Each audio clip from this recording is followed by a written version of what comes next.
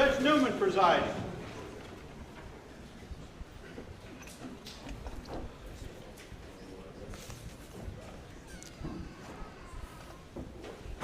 Be seated.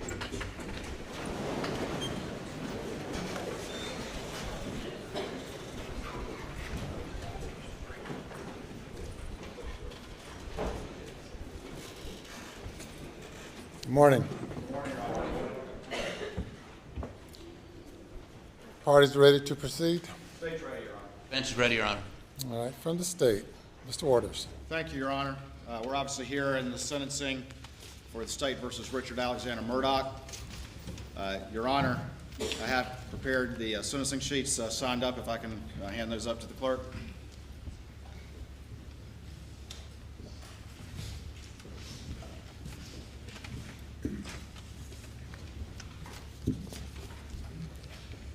Your Honor, very quickly, the defendant has no prior record, and the state has no victim impact people who want to speak at this time. But I will address the court briefly. And I don't need, Your Honor, to repeat the evidence that Your Honor just heard for the past 6 weeks, but it is overwhelming, and it shows this man to be a cunning manipulator, a man who placed himself above all others, including his family. A man who violated the trust of so many, including his friends, his family, his partners, his profession, but most of all, Maggie and Paul.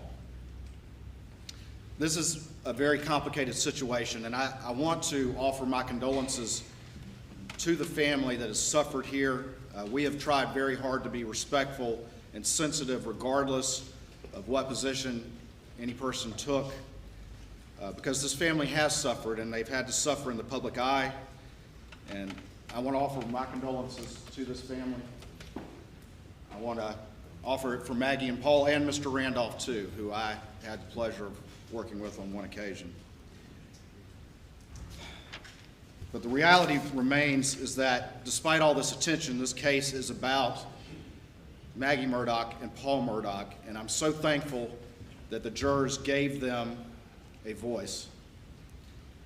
You heard about Paul. Obviously there was the boat case, but you also heard him described as a fun-loving young man, a person who loved life, a person who would do anything for his friends, for anyone. And he's cut down as he was just starting to live his life. You heard about Maggie. You heard how sweet she was. You heard that she was a girl's girl who adapted to the outdoorsman life of her sons, how much she loved her sister and her brother-in-law and their children, and she was cut down in the prime of her life. Both of them, like everyone else, was unaware of who he really was. No one who thought they knew this man, no one who thought they were close to this man knew who he really was. And Your Honor, that's chilling.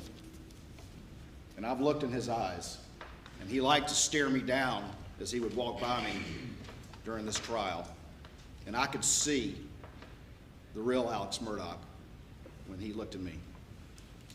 The depravity, the callousness, the selfishness of these crimes are stunning.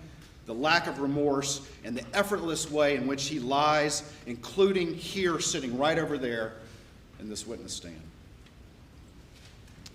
Your Honor, a man like that, a man like this man, should never be allowed to be among free, law-abiding citizens again. And I would submit to you that the only just sentence here to give justice for Maggie and Paul is the maximum, and that would be 2 consecutive life sentences. Thank you, Your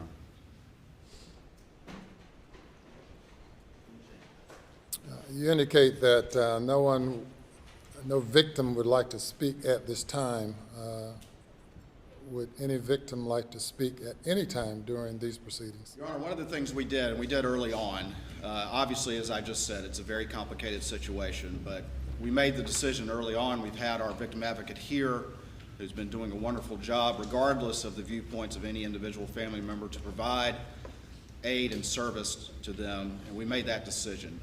I'm informed by our victim advocate that none of them wish to speak, the defense can certainly address that, but that's what I am informed. But they certainly were offered the opportunity as is required. And I want to commend our victim advocate on the excellent job she did in handling this complex situation that we wanted to be sensitive to, because again, none of us are not mindful of the fact of the suffering of this family. I know that SLED Chief Mark Keel is here. Would you like to address the court on any matters, Chief? No, sir. Just to say, again, very proud of our agents, the work they've done. I'm proud of the partnership that we've had with the Attorney General's office as we've had for many years. And again, we're here to see the justice is served, and we believe it has been. Thank you. For the defense. Your Honor, Mr. Griffin and I would have no comment. The defendant would like to address the court, though. Mr. Murdaugh. Good morning, Your Honor. I'm innocent. I would never hurt my wife, Maggie, and I would never hurt my son, Paw Paw. Thank you, Your Honor. Thank you. Sit down. Yep. Anything further?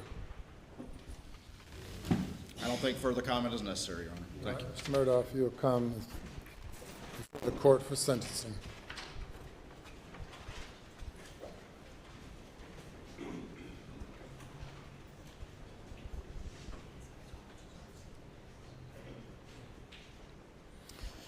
This has been perhaps one of the most troubling cases, not just for me as a judge, for the state, for the defense team, but for all of the citizens in this community, all the citizens in this state, and as we've seen based on the media coverage throughout the nation.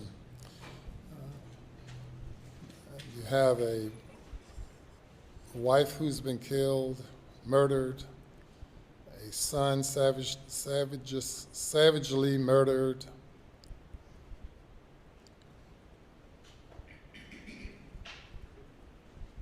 a lawyer, a person from a respected family who has controlled justice in this community for over a century, a person whose grandfather's portrait hang at the back of the courthouse that I had to have ordered removed in order to ensure that a fair trial was had by both the state and the defense. And I've sat through the trial. Not only have I sat through the trial, but also as the presiding judge of the state grand jury,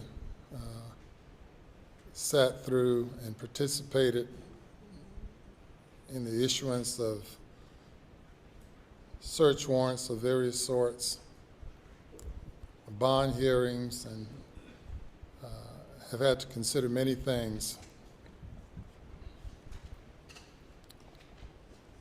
And we have this case, and I'm also assigned to preside over 99 others, at least 99 other cases. Though testimony has come up regarding many of those other cases, I will not make any comment with regard to any other pending matter, as I have been assigned those cases as well. It's also particularly troubling, Mr. Murdaugh, because as a member of the legal community and a well-known member of the legal community, you've practiced law before me, and we've seen each other at various occasions throughout the years. And it was especially heartbreaking for me to see you go in the media from being a grieving father who lost a wife and a son to being the person indicted and convicted of killing them.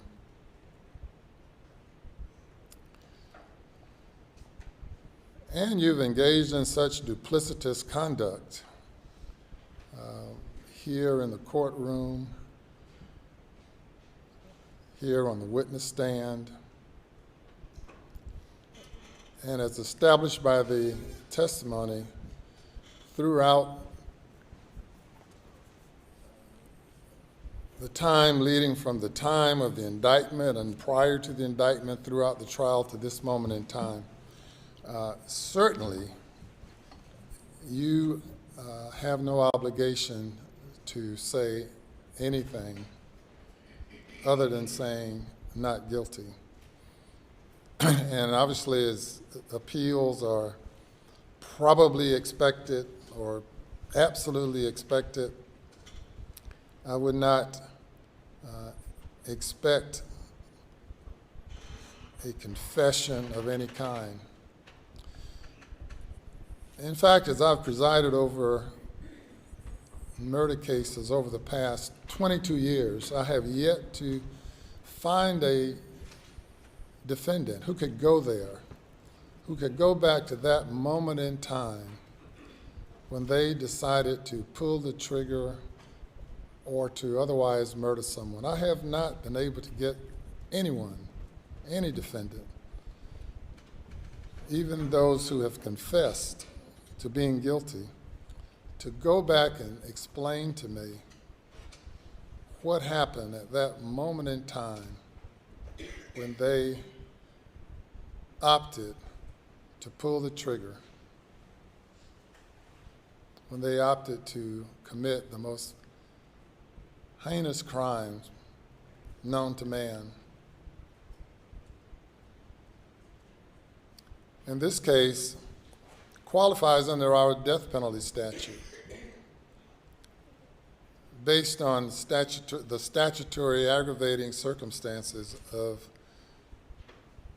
two or more people being murdered by the defendant by one act or pursuant to one scheme or course of conduct.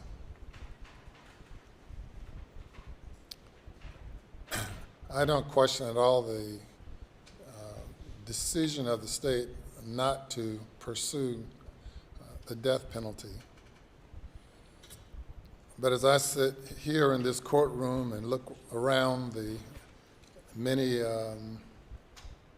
portraits of judges and other court officials and reflect on the fact that over the past century, your family, including you, have been prosecuting people here in this courtroom, and many have received the death penalty, probably for lesser conduct.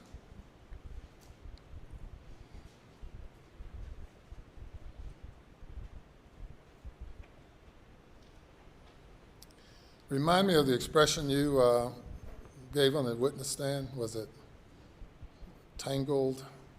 Tangled web, we weave. Oh, what tangled web we weave. What did you mean by that? It meant when I lied, I continue to lie. And the question is, when will it end? When will it end?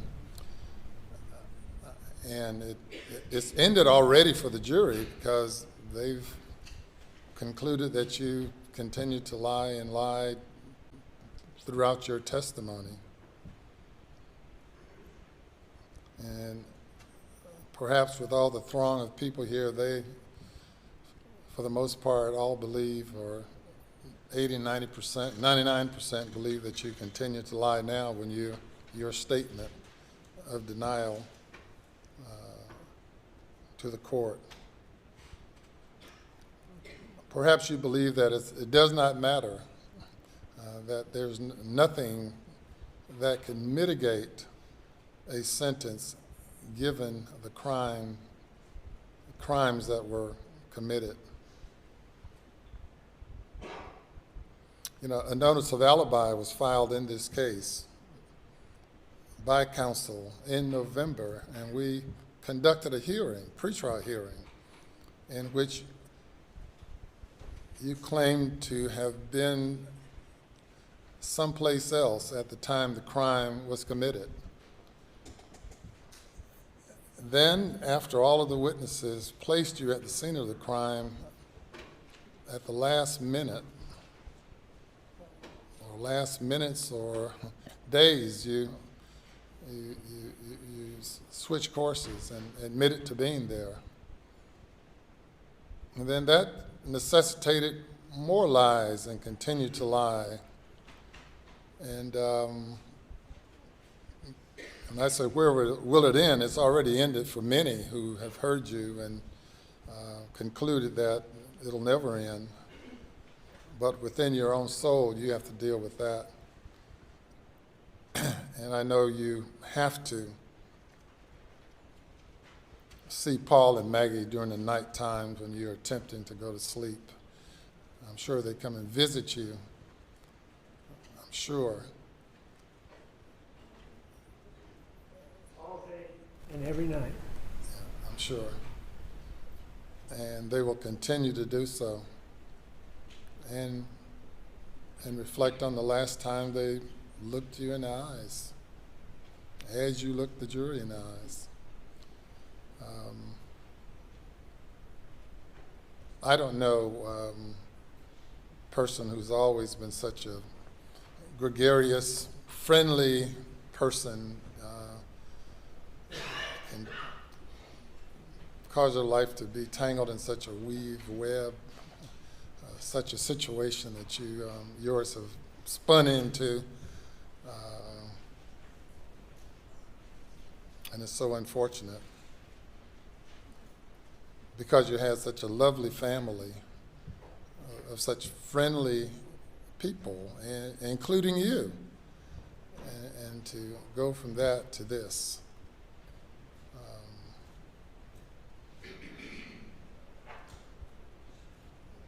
You know, your license to practice law has been stripped away from you. You turned from lawyer to witness, and now have an opportunity to make your final appeal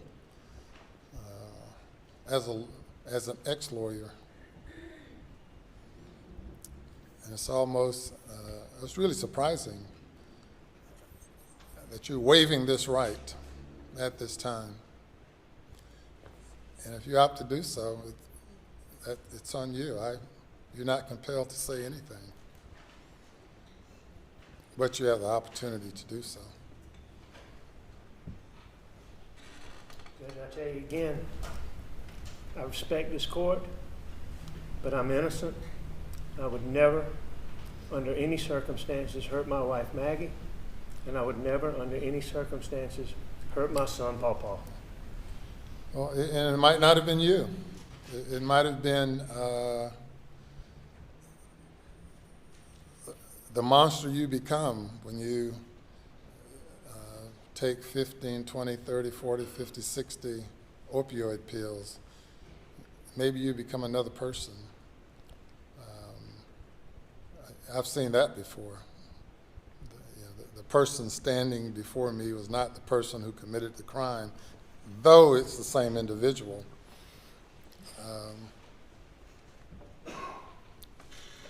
We'll leave that at that. Before announcing sentence on these cases, with regard to all of the other pending cases, are any of them here in Colleton, or I'm sure some of them are? Yes, sir. Half of them, or? I don't have that in front of me, but there are a substantial number of charges here. There's some in Hampton, Orangeburg, Beaufort, Allendale. There may be others that I'm not thinking of right now. We might have worn out our welcome here in Colleton.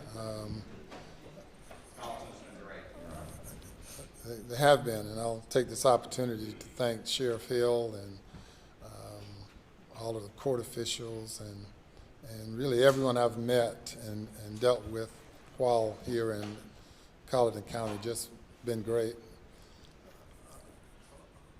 But without any delay, we're going to schedule some of the other matters.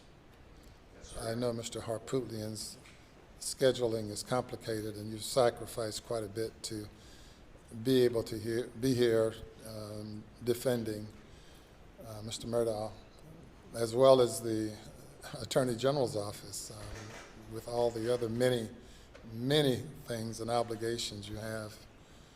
And to be able to have the Attorney General here,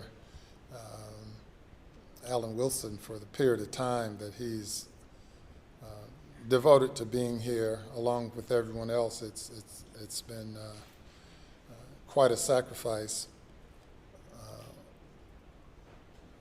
But there are other victims whose cases deserve to be heard. And this case has jumped some of those other cases, perhaps jumped it because of this case resulting in an assault on the integrity of the judicial system in our state, law enforcement in our state. Even during this trial, the law enforcement have been maligned for the past 5 or 6 weeks by one who had access to the wheels of justice, to be able to deflect the investigation. And as the evidence is pointed out in this case, the looming storm that Mr. Waters talked about, I can just imagine on that day, June 7th, when a lawyer is confronted and confesses to having stolen over $500,000 from a client, and he has a tiger like Mark Tinsley on his tail pursuing discovery in the case involving the death of Mallory Beach, and having a father, for the most part, on his deathbed. I could imagine, or really can't imagine, but I know it had to have been quite a bit going through your mind on that day. But amazingly, to have you come and testify that it was just another ordinary day, that my wife and son and I were out just enjoying life. Not credible, not believable. You can convince yourself about it, but obviously you have the inability to convince anyone else about that. So if you made any such arguments as a lawyer, you would lose every case like that. Cases you will never have an opportunity to argue anymore, except perhaps your own as you sit in the Department of Corrections.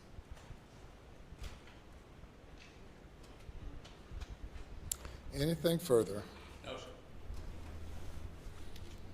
All right, Mr. Murdaugh, I sentence you to the State Department of Corrections on each of the murder indictments in the murder of your wife, Maggie Murdaugh.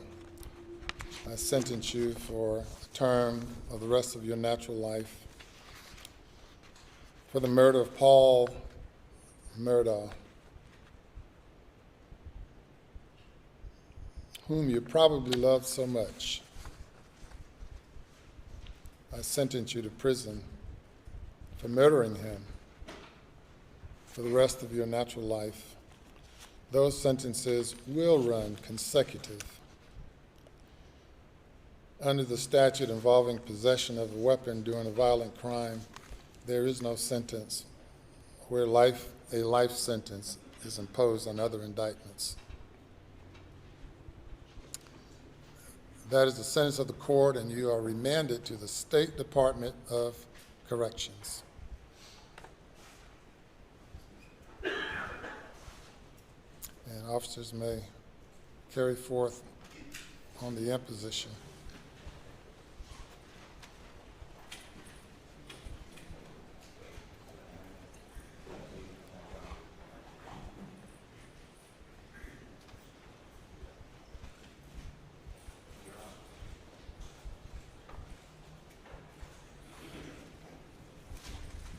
Yes, sir.